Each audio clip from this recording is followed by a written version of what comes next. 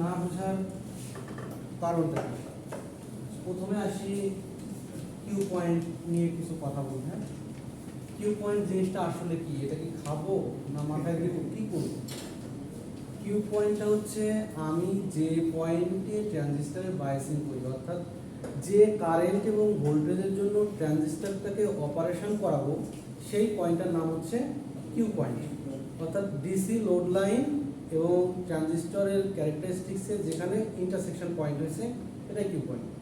মানে আমি একটা নির্দিষ্ট পয়েন্ট সেট করে দিয়েছি যে তুমি এই পয়েন্টে কাজ করো। এই পয়েন্ট বলতে বোঝাচ্ছি নির্দিষ্ট একটা কালেক্টর কারেন্ট এবং নির্দিষ্ট একটা কালেক্টর ইমিটার ভোল্টেজের জন্য, সেই পয়েন্টটার নাম হচ্ছে কিউ পয়েন্ট।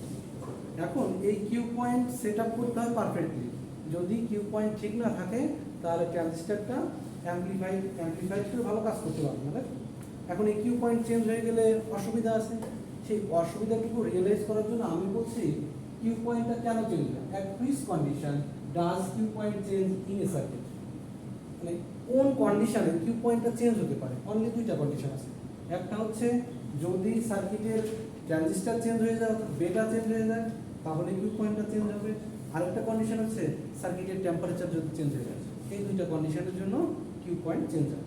ওকে, এরপর আসি ম্যাথটাতে আমি বলেছি এটা বেস রেজিস্টর মেথড কোনটা দিয়েছি এটা কোনো কিছু না বুঝলেও চলবে, সমস্যা নেই।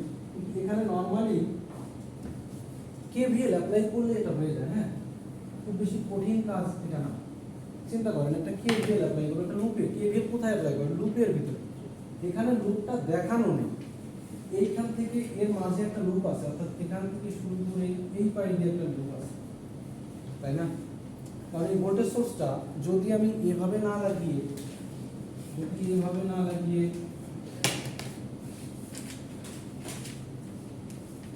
তাহলে হয়তো আপনাদের বুঝতে কোনো অসুবিধা হতো না। তার মানে এখান থেকে শুরু করে এইটা একটা লুপ, তাই না? এই ভোল্টেজ সোর্সের মানটা আমি দিয়েছি 5 ভোল্ট, তাই না? এখন আমাকে প্রথম টার্গেট আমি এখানে নিয়েছি আইবি কারেন্টটা বের করব। আইবি কারেন্টটা বের করতে গেলে আমাকে জানতে হবে এই ভোল্টেজটার মান দেওয়া আছে। এখানকার ভোল্টেজ ড্রপের মান আলটিমেটলি সিলিকনের ট্রানজিস্টর হলে ভিবিই অবশ্যই 5 ভোল্ট। সো ভিবিই হচ্ছে 5 ভোল্ট, 0.7 ভোল্ট, 0.7 ভোল্ট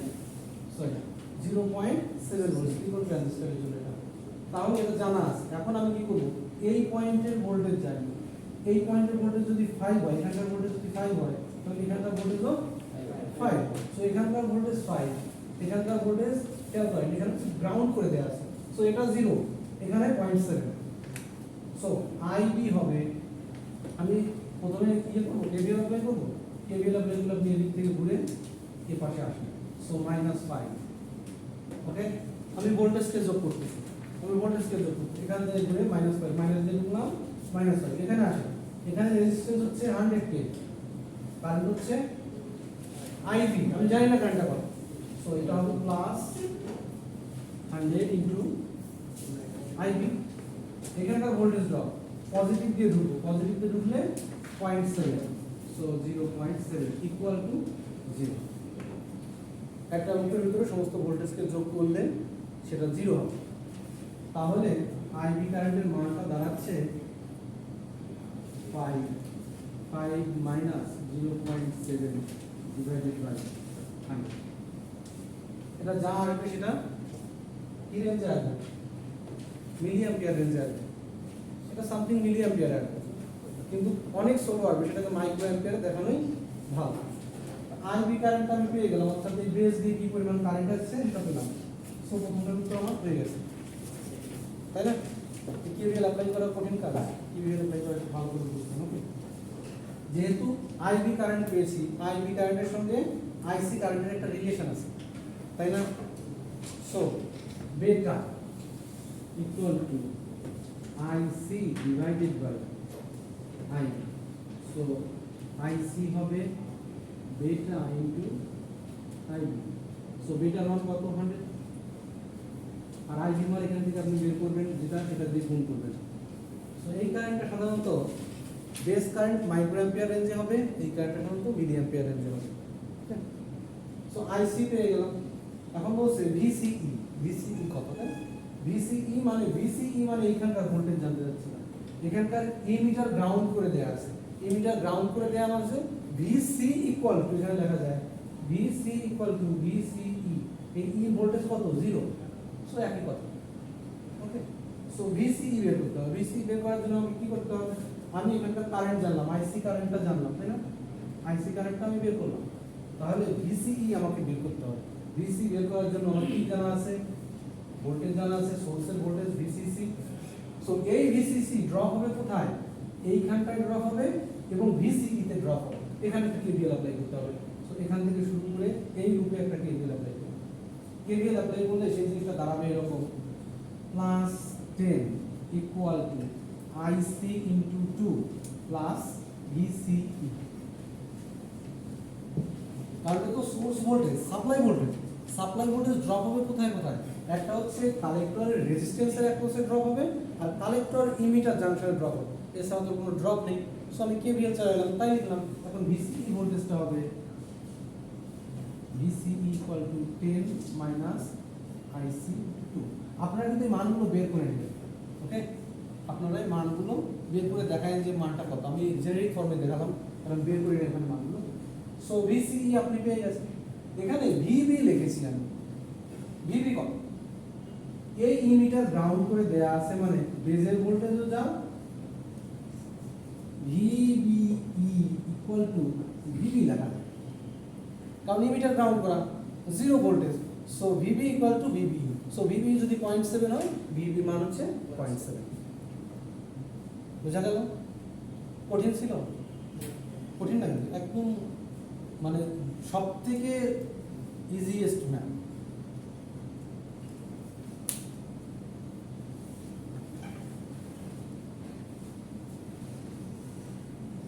তোলা শেষ হলে মুছে দেব।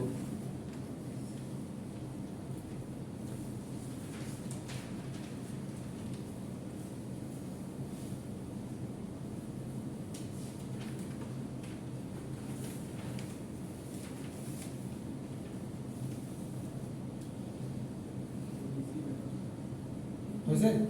হয়েছে?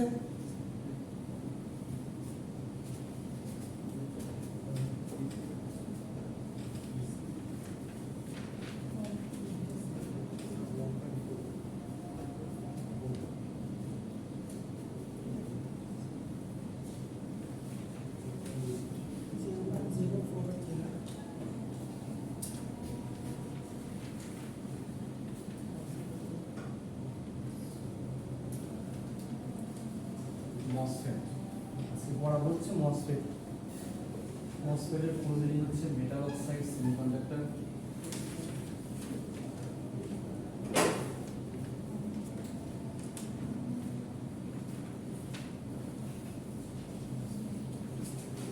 মেটাল অক্সাইড সেমিকন্ডাক্টর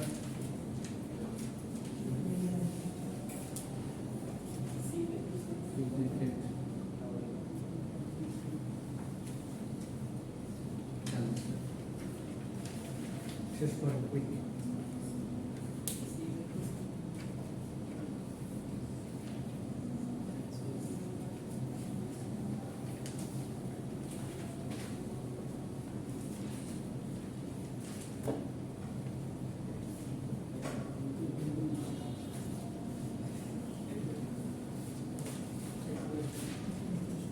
পরীক্ষার ম্যাথ দিলে অনেক জটিল কোনো ম্যাথ থাকবে না, সোজা সাপটা ম্যাথই থাকবে, কিন্তু আপনাদের একটু প্র্যাকটিস করতে হবে।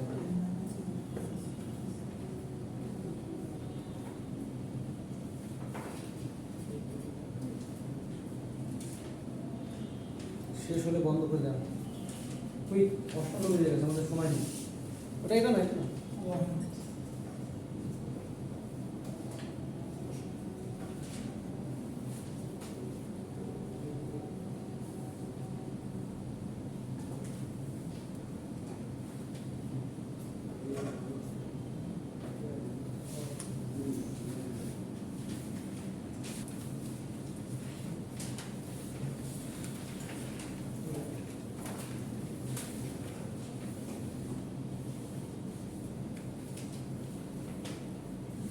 লাস্টের টপিক হচ্ছে মসফেট। মসফেটের ফুল মিনিং হচ্ছে metal oxide semiconductor, field transistor. আমরা ট্রানজিস্টর হচ্ছে দুই প্রকারের হতে পারবে, একটা হচ্ছে বিজেটি, একটা হচ্ছে ফেট, দুই প্রকারের। মানে হচ্ছে বিজেটি, হচ্ছে ফেট। এই ফেটের ভিতরে আমরা পড়ব হচ্ছে মসফেট।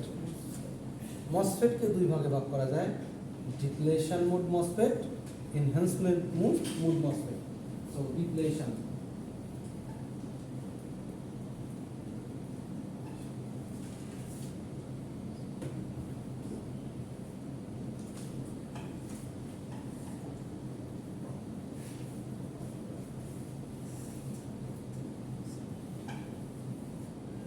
দুই টাইপের হতে পারে।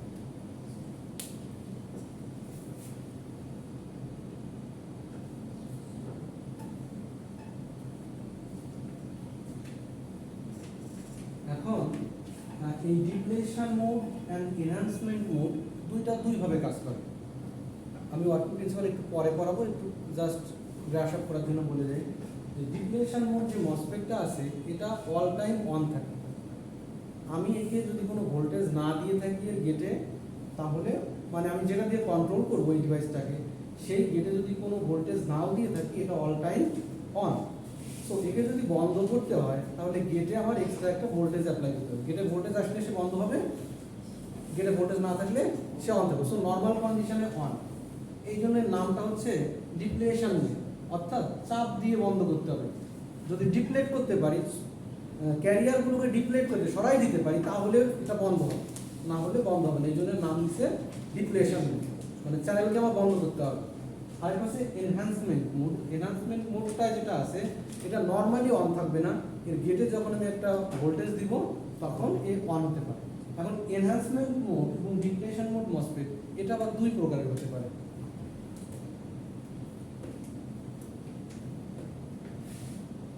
এটা হচ্ছে এন টাইপ মসফেট, আর এটা হচ্ছে পি টাইপ মসফেট।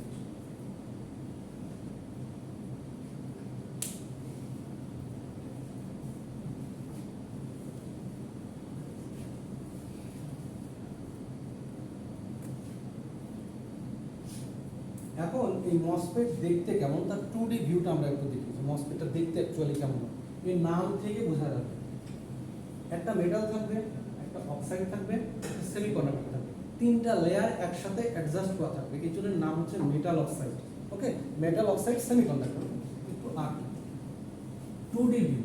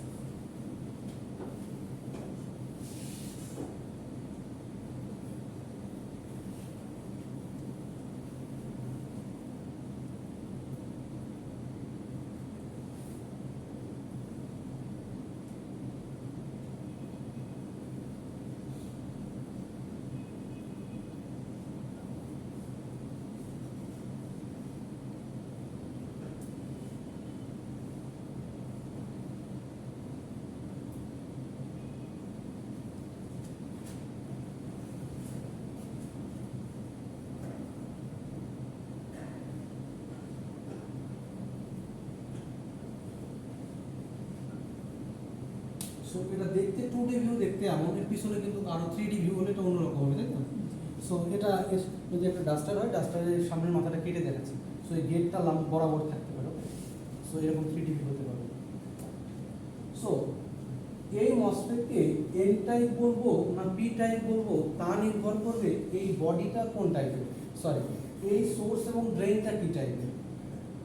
ওকে, যদি এন টাইপ হয় তাহলে সোর্স এবং ড্রেইন দুইটাই হবে এন এন এন টাইপের ম্যাটেরিয়াল দিয়ে ডোপিং করা। ওকে, মানে পঞ্চযোজী মৌল দিয়ে ডোপিং করা, মানে এন টাইপ করতে যেটা ব্যবহার করতে হবে সেটা। সো সোর্স এবং ড্রেইনের উপরে নামকরণ করা হয়, এটা এন টাইপ হবে না পি টাইপ হবে। ওকে, সো পি টাইপ যদি হয় তাহলে এখানে থাকবে পি প্লাস, এখানে থাকবে পি প্লাস। কিন্তু বডি থাকবে তখন এন। যখন এনটাই তখন বডি হবে পি আর সোর্স এবং ড্রেন হবে এম। এখন এইখানে যে জিনিসটা করা হচ্ছে, এখানে কি করা হচ্ছে, এখানে হচ্ছে একটা গেট রাখা হয়েছে, এখানে দুই পাশে সোর্স এবং ড্রেন রাখা হয়েছে। আমি জাস্ট জিনিসটা কেমন করেছি, এই দুই পাশে আমার উৎস আছে, হ্যাঁ, এই উৎসটাকে কন্ট্রোল করার জন্য মাঝে একটা গেট রাখবো আমি। এইটা হচ্ছে সেই গেট, আর গেটের নিচেই থাকবে অক্সাইড। ওকে, এখন আমি এই গেটে যদি একটা ভোল্টেজ অ্যাপ্লাই করি, তাহলে মাঝের যে জায়গাটা, এই জায়গাটাতে কারেন্ট চলাচলের জন্য একটা পথ তৈরি হবে। গেট থেকে যদি ভোল্টেজটা সরাই নেই, তাহলে কারেন্ট চলাচলটা আপনা আপনি বন্ধ হয়ে যায়। এটা কিন্তু এনহ্যান্সমেন্ট মোডের জন্য। ডিপ্লেশন মোডের কথা কিন্তু আলাদা। ডিপ্লেশন মোডে ছিল যে এইখানে কিছু না দিলেও এইখানে চ্যানেলটা সব সময় থাকবে, যখন ভোল্টেজ দিব তখন ডিপ্লেট হয়ে যাবে, অফ হয়ে যাবে। ওকে, সো এখানে কি করা হবে, গেটে একটা ভোল্টেজ দেওয়া হবে, গেটের ভোল্টেজের সাথে ওই কারেন্ট ফ্লোটা কন্ট্রোল করতে পারবো। ওকে, এর চারটা টার্মিনাল আছে, এই টার্মিনালটাকে বলা হচ্ছে গেট, অর্থাৎ যেটা দিয়ে আমি কন্ট্রোল করবো তার নাম হচ্ছে গেট। এই পাশে যেটা থাকবে ড্রেন, এই পাশেটাকে বলা হবে সোর্স। আর একটা টার্মিনাল আছে বডি টার্মিনাল। এই বডি টার্মিনাল রাখা হয়েছে এই কারণে, এই বডি টার্মিনালটা না থাকলে এখানে দুইটা ডায়োড আছে, এটা পি এটা এন। সো এদিকে একটা ডায়োড, এদিকে একটা ডায়োড এবং এদিকে একটা ডায়োড, তাহলে পি এন দুটো ডায়োড আছে না। সো এই বডি টার্মিনালে যদি ভোল্টেজটা কখনো সোর্সের থেকে বেশি হয় বা ড্রেনের থেকে বেশি হয়, তাহলে এই ডায়োড দিয়ে কারেন্ট ফ্লো করা শুরু করবে, ফরওয়ার্ড বাইস হয়ে যাবে, শুধু বডিতে কারেন্ট চলে আসবে। যার জন্য এই বডি টার্মিনালটা বের করে রাখা হয়। বের করে যে কাজটা করা হয়, এই সোর্সের সঙ্গে অ্যাডজাস্ট করে এই দুইটাকে মিলে গ্রাউন্ড করে দেওয়া হয়। এটাকে মিলে গ্রাউন্ড করে দেওয়া, বডি কখনো গ্রাউন্ডের থেকে ভোল্টেজ বেশি না হতে পারে, যার জন্য এই বডি টার্মিনালটা বের করা হয়। নর্মালি এর তিনটা টার্মিনাল বের করা হয়। ইন্টারনালি এই বডি টার্মিনালটা শর্ট করে দেওয়া থাকে, আর যদি শর্ট করে না দেওয়া থাকে তাহলে অবশ্যই সোর্সের সঙ্গে বডিটাকে শর্ট করে দিয়ে তারপরে আমার সিস্টেমটাকে রান করতে হবে। ওকে, আর এইখানে যে অক্সাইডটা থাকবে, এই অক্সাইডটা হচ্ছে সিলিকন ডাই অক্সাইড, মানে সিলিকনের যে অক্সাইডটা আছে সিলিকন ডাই অক্সাইড ব্যবহার করে। ওকে,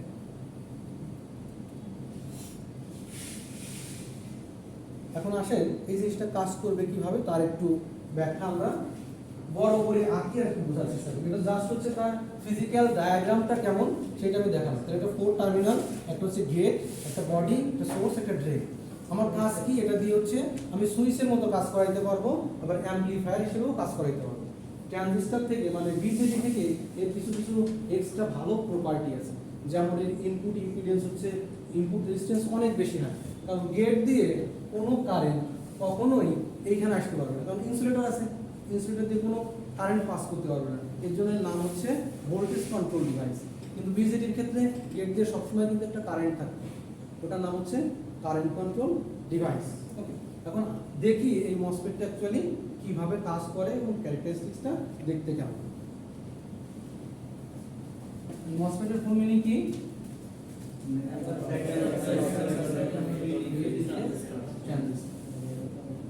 মসফেট কয় ধরনের হতে পারবে? দুই ধরনের। কি কি? আর আমি যদি ডিপ্লেশন ইনহ্যান্স কয় ভাগ করতে পারবো?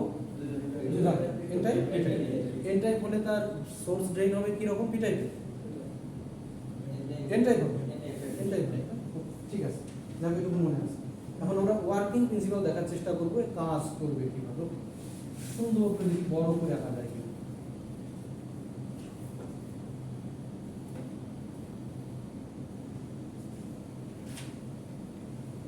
আমাদের যত আপডেটেড টেকনোলজি আসছে সব সিমস টেকনোলজি, অর্থাৎ এই মসফেটের উপর বেস করে তৈরি।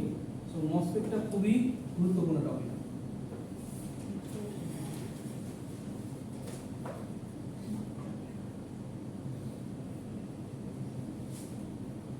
আমাদের যে প্রসেসরগুলো দেখেন, এগুলো সিমস টেকনোলজি দিয়ে বানানো, অর্থাৎ এই মসফেটের একটা মধ্যে মিলিয়নস অফ মসফেট এক জায়গায় বানানো। যে প্রসেসরটা বানাচ্ছেন ওটা একটা মাস্ক ডিজাইন করা হয়, মাস্ক ডিজাইন করার পরে মিলিয়নস অফ ট্রানজিস্টর এক জায়গাতে বানানো হয়, বানিয়ে সেখান থেকে আমি অ্যারিথমেটিক লজিক্যাল কাজগুলো করাইতে পারি। আমি এখানে বডি টার্মিনাল আঁকলাম না, আমি ধরে নেব যে সোর্সের সঙ্গে সে শর্ট আছে।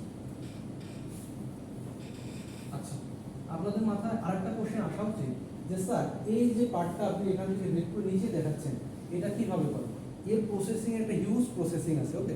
সেই প্রসেসিংয়ে আমরা যাচ্ছি না, কারণ এখান থেকে একটা কন্টাক্ট লাইন বের করতে হবে, এখান থেকে একটা কন্টাক্ট লাইন বের করতে হবে, গেটে একটা কন্টাক্ট লাইন বের করতে হবে। সো এর প্রসেসিংটা কি, ফ্যাব্রিকেশন সিস্টেমটা আলাদা কোর্সে পড়ানো হবে। যদি ভিএলএসআই আপনারা নেন, সেই ভিএলএসআই কীভাবে মসফেট বানানো হয় সেটা ডিটেইলে দেখানো হবে, A to Z, ওকে? এখন আসি এটা কাজ করবে কিভাবে। যেহেতু এটা বলছি আমি এনহ্যান্সমেন্ট মোড এন টাইপ, তার মানে পজিটিভ ভোল্টেজ দিলে এ কাজ করবে।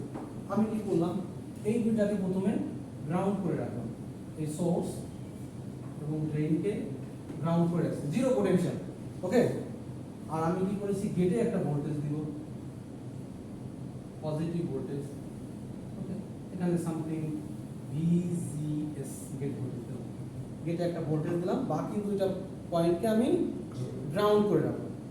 এখন কি কাজটা করবে, আমি যখন গেটে একটা পজিটিভ ভোল্টেজ অ্যাপ্লাই করব, তখন পজিটিভ চার্জ কি করবে, এই গেটের এখানে এসে জমা হবে, এই গেটের প্লেটে এসে জমা হবে। কিন্তু সে কিন্তু এটা ক্রস করতে পারবে না, কারণ এটা ইনসুলেটর, ক্রস করতে পারবে না। সো গেটে পজিটিভ চার্জ জমা হবে। যখন গেটে পজিটিভ চার্জ জমা হবে, তখন সেই ইনসুলেটরের ভিতর থেকে ইলেকট্রিক ফিল্ড পাস করতে থাকবে, কারণ যেহেতু চার্জ, সে ইলেকট্রিক ফিল্ড পাস করবে। সো ইনসুলেটর ভেদ করে চার্জটা আসবে এবং ইনসুলেটরটা পোলারাইজ হয়ে যাবে। ইনসুলেটরটা পোলারাইজ হয়ে গেলে এখানে পজিটিভ হলে এখানে নেগেটিভ থাকবে, তারপরে পজিটিভ থাকবে, তারপরে এরকম করে পোলারাইজ হয়ে যাবে, ওকে? সো নিচে এসে দেখা যাবে যে এইখানে যতগুলো পজিটিভ চার্জ থাকবে, এই পজিটিভ চার্জের দরুন এদেরকে ঠেলে নিচে নামায়। সো এরা কি করবে, পজিটিভ চার্জগুলো তখন এখান থেকে আস্তে আস্তে সরে যেতে থাকবে। যত বেশি ভোল্টেজ বাড়াবো তত বেশি পজিটিভ চার্জ সরে গিয়ে শুধু নেগেটিভ চার্জ থাকবে, পজিটিভ চার্জ সরে গিয়ে নেগেটিভ চার্জ থাকবে। ভোল্টেজ বাড়াচ্ছি, পজিটিভ চার্জ সরে গিয়ে নেগেটিভ, পজিটিভ চার্জগুলো নিচে জমা হয়ে যাচ্ছে। এখন এই যে পজিটিভ নেগেটিভ চার্জ ওখানে তৈরি হলো, এইটা কিন্তু মুভিং চার্জ, এটা হচ্ছে স্ট্যাটিক চার্জ, মানে অ্যাটমের ভিতরে সেই স্থির অবস্থায় ছিল, এইখানটায় পজিটিভও ছিল নেগেটিভ দুটো একসাথে ছিল। কিন্তু যখনই পজিটিভ ভোল্টেজ অ্যাপ্লাই করেছি, নেগেটিভটা রেখে পজিটিভটা সরে গেছে, এগুলো কিন্তু মুভ করে না, ওখানে বসে থাকার পরে এই যে এখানে নেগেটিভ ইলেকট্রনগুলো এক্সেস আছে, ও কি করবে, এই পজিটিভ চার্জের দরুন এখানে চলে আসবে, এখানে পজিটিভ চার্জ আছে, সো ওকে অ্যাট্রাক্ট করবে, ও কি করবে, এখানে চলে আসবে, এখানে চলে আসা শুরু করবে। যখন চলে আসবে তখন এই ইলেকট্রন মুভিং ইলেকট্রন, ওই সেগুলো এ পাশ থেকে ও পাশে যেতে পারে। এখন যদি আমি এই ড্রেনকে গ্রাউন্ডে না রেখে এই ড্রেনে একটা ভোল্টেজ অ্যাপ্লাই করি, এই ড্রেনে যদি এখন একটা ভোল্টেজ অ্যাপ্লাই করি,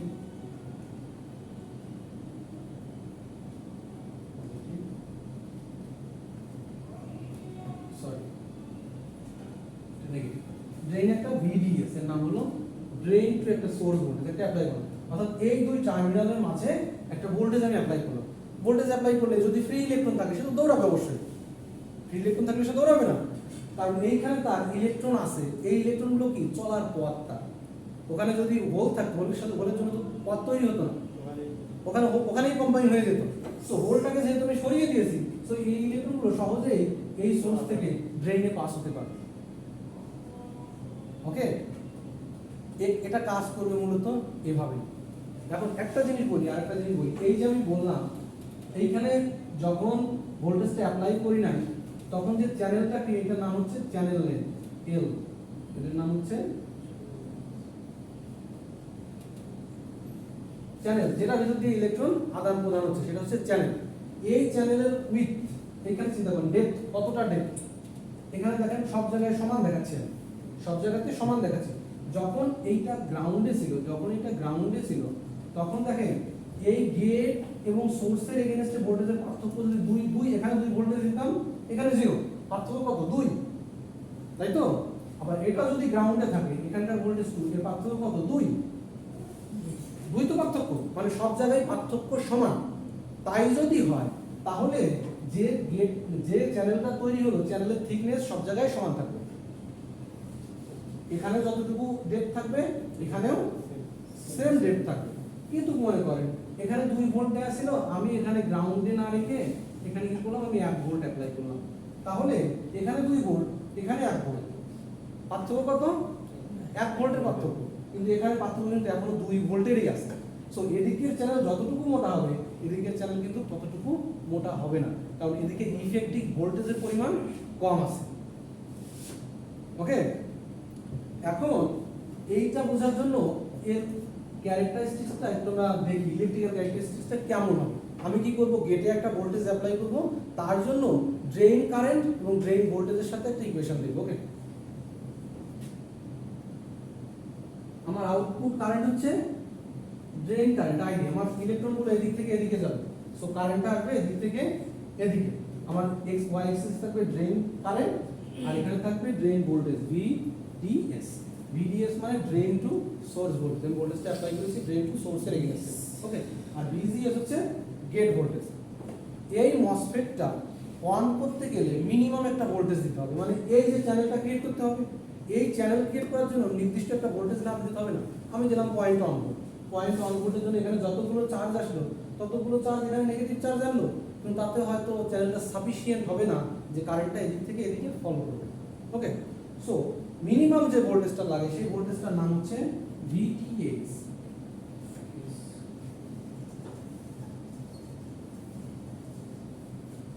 এই ভিটিএইচটা হচ্ছে থ্রেশহোল্ড ভোল্টেজ।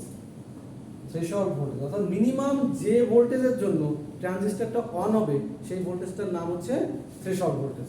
ওকে, থ্রেশহোল্ড ভোল্টেজ।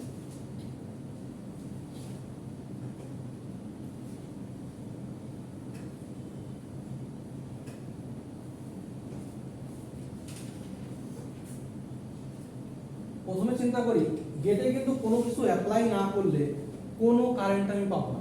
গেটে কিছু একটা অ্যাপ্লাই করতে হবে, তারপরে কারেন্ট পাবো। যখন গেটে ভোল্টেজ জিরো তখন কারেন্ট পাবো না, তখন এই লাইন বরাবর একটা, তখন আপনি ভিডিও যতই বাড়ান না কেন, অর্থাৎ ড্রেন টু সোর্স ভোল্টেজ যতই বাড়ান না কেন কোনো কারেন্ট পাবেন না। আমি সেটাই দেখাতে যাচ্ছি, এটা লাইনটা হচ্ছে জিরো লাইন, সো এখানে কোনো কারেন্ট পাবো না ভিডিএস আমি যতই বাড়াই। সো এটা হচ্ছে VGS zero, VGS zero, VGS zero. এখন চিন্তা করেন, এই লাইনের উইথ সব জায়গায় সমান ছিল, মনে করেন ধরে না, যদি সব জায়গায় সমান হয় তাহলে আমি যদি ভিজিএস সামথিং রাখি, মনে করেন ভিজিএস এখানে ভিটিএইচ প্লাস 0.5, মানে থ্রেশহোল্ড ভোল্টেজ থেকে একটু বেশি 0.5 দিয়েছি, ভিটিএইচ প্লাস 0.5। থ্রেশহোল্ড দিতেই তো হবে, থ্রেশহোল্ড না দিলে তো হবে না। মনে করেন যে আপনি 1 ভোল্ট অ্যাপ্লাই করেছেন, তাহলে ওই গেটে অ্যাকচুয়ালি কত ভোল্ট অ্যাপ্লাই হবে? 0.5, কারণ যদি থ্রেশহোল্ড ভোল্টেজ হয় 0.5 মিনিমাম ভোল্টেজটা আপনাকে দিতে হবে। সো 1 ভোল্ট হলে তার ইফেক্টিভ ভোল্টেজ হচ্ছে 0.5, এই জন্য আমি লিখছি ভিটিএইচ প্লাস 0.5, তাহলে অ্যাকচুয়াল ইফেক্টিভ ভোল্টেজটা হচ্ছে 0.5। এখন চিন্তা করেন, এই গ্রাফটা আমি লিনিয়ার দেখাচ্ছি, এই গ্রাফটা আমি লিনিয়ার দেখাচ্ছি, অর্থাৎ ভিটিএইচ ভিজিএস 0.5 রাখলে ভিডিএস যদি চেঞ্জ করি তাহলে কারেন্টটা ভোল্টেজ যত বাড়াবো কারেন্টটা তত বাড়বে।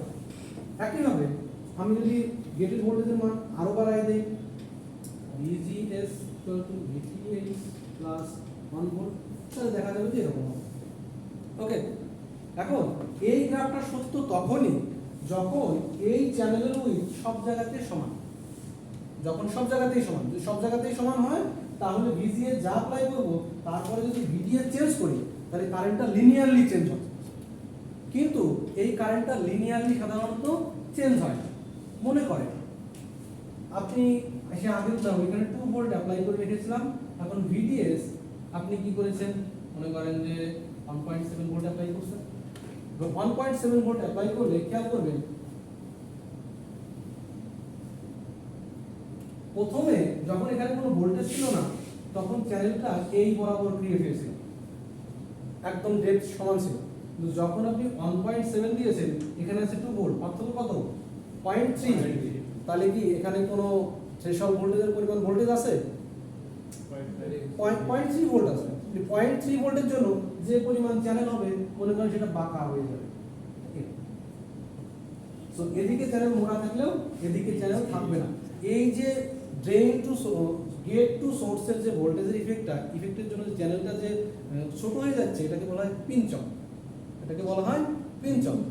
আমি এখন চাইলে, মনে করেন আপনার একটা মোটা পাইপ ছিল, মোটা পাইপ দিয়ে আপনি চাইলে বহুত কারেন্ট দিতে পারতেন, কিন্তু পাইপটা যখন ছোট হয়ে গেল, এটাকে আমি একটু কাঁচের বলের উদাহরণ দিই। কাঁচের বল আছে না, মার্বেল যেগুলো, মনে করেন আপনার পিছনে 100টা মার্বেল আছে, আপনার যে পাইপটা আছে শুধু একটা মার্বেলকেই পাস করতে পারে। আপনি 100টা মার্বেল ঢোকালে কি ওই পাইপে ডিরেক্টলি 100টা বেরোবে? কিন্তু আপনার মোটা পাইপ হলে আপনি 100টা একবারে পাস করতে পারবেন, তাই না? সো যদি যখন পিঞ্চ অফ হয়ে যাবে, একদম নেক ছোট হয়ে যাবে, তখন একটা একটা করে কারেন্ট মার্বেল পাস হবে। এই যে একটা একটা করে পাস হবে, এটার জন্য এই সার্কিটের এই গ্রাফটা এইরকম লিনিয়ার থাকবে না। ভোল্টেজ যতই বাড়ান না কেন, আপনি পিছনে 1000 মার্বেল আনেন না কেন, ওই একটা করেই বের হবে। তার মানে এই গ্রাফটা এইরকম থাকবে না, স্যাচুরেশন হয়ে যাবে, স্যাচুরেট হয়ে যাবে, স্যাচুরেট হয়ে যাবে। মনে করেন তাহলে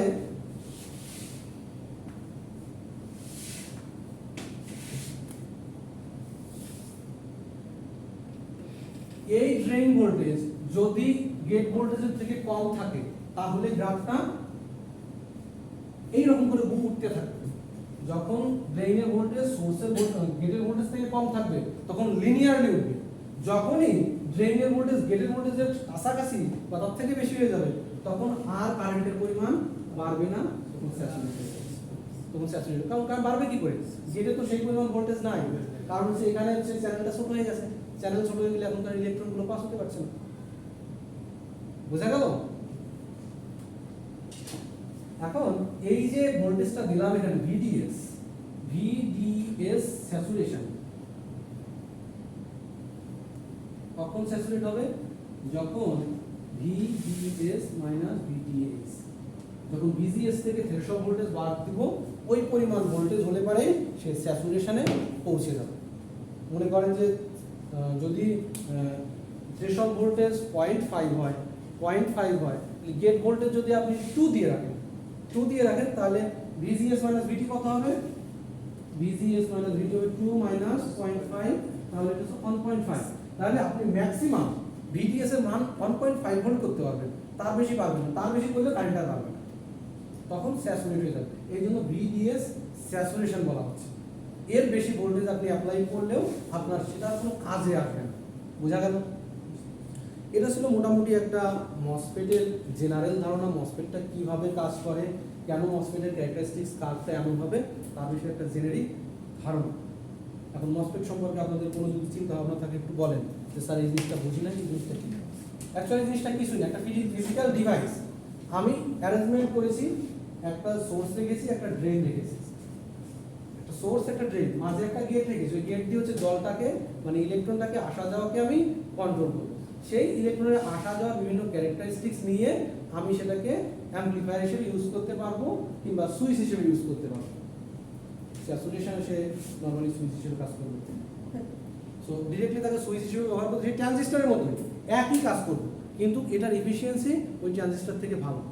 ট্রানজিস্টরের অসুবিধা, ভিজিটির অসুবিধা যেটা ছিল যে কিউ পয়েন্ট বারবার চেঞ্জ হয়ে যাচ্ছে বিভিন্ন কারণে, টেম্পারেচার এবং বিটা চেঞ্জের সঙ্গে সঙ্গে কিউ পয়েন্ট চেঞ্জ হয়ে সার্কিটের জটিলতা বাড়তেছে। কিন্তু মসফেটের এই সমস্যাটা নেই, এটা টেম্পারেচারের সাথে অত বেশি এর ক্যারেক্টারিস্টিক চেঞ্জ করবে।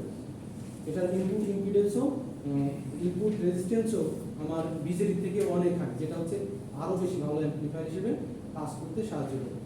আমি এর সুবিধা অসুবিধাগুলো কেন বিজেডি থেকে মসফেট ভালো বা কোথায় বিজেডি ইউজ করা হয়, কোথায় মসফেট ইউজ করা হয়, এই জিনিসগুলো আমি একটা কম্পারিজন দিয়ে দিব, আপনারা জিনিসটা করবেন। ওকে, আমাদের সময় আছে 6 মিনিট আছে। আচ্ছা, এখন এই যে মসফেটটা আমি দেখাইলাম, এই মসফেটের ইলেকট্রিক্যাল একটা সিম্বল আছে। ওকে, সেই ইলেকট্রিক্যাল সিম্বলটা একটু দেখি। ইলেকট্রিক্যাল সিম্বল হচ্ছে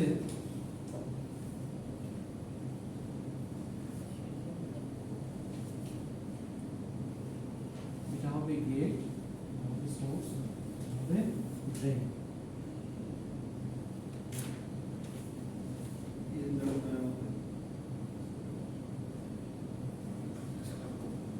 যদি এই দিকটা বাইরের দিকে দেয়া থাকে, মসফেটের ক্ষেত্রে যদি বাইরের দিকে দেয়া থাকে, এটা হচ্ছে পি টাইপ, এটা হচ্ছে P channel MOSFET, P channel MOSFET. আর যদি এই দিকটা এরকম না থেকে ভিতরের দিকে থাকে, তাহলে এন চ্যানেল মসফেট। এরপরের থেকে আমি আর এই ডায়াগ্রামটা আঁকবো না, আমি মসফেটের জন্য এই ধরনের সিম্বলটাই দেখাবো। ওকে,